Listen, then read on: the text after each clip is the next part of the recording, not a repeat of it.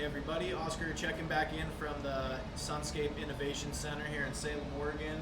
We're closing in on the finish of another round in our mini flower room. We've got the grape snow train cultivar here.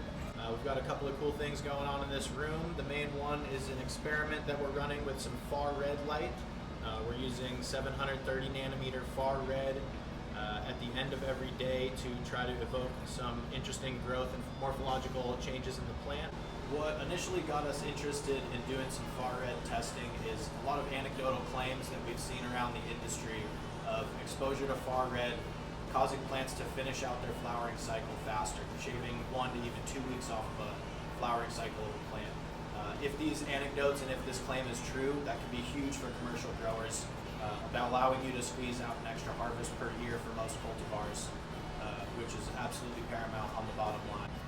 So we've been running these far red lights in the room under a few different configurations. The first couple of runs that we did, we had them spread out a little farther across the room, and we were not gathering too big of any indicators from the plants on what these lights were doing.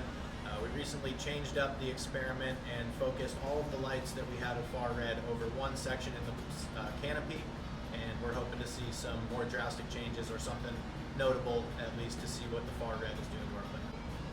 For our far red side-by-side trial here in the Innovation Center, we set up a 15-minute exposure over our one light in the back corner here.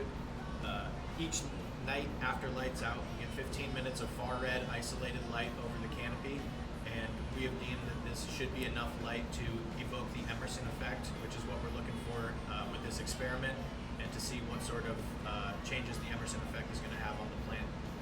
To verify that our red lights come on, we have some cameras in the room that we can tune into late at night or just after lights out to make sure that our far reds are on and doing what we are expecting them to do.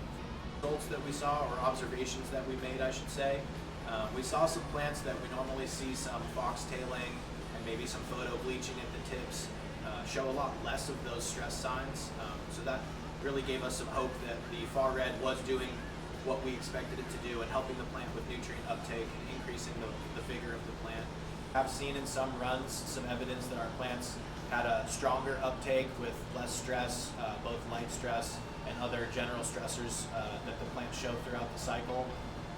But as far as finishing out our plants, we have yet to see trichome ripen faster than plants that have not been exposed to the far red. So while we have seen health benefits, I don't necessarily think that we can say it has shaved any time off of our finish.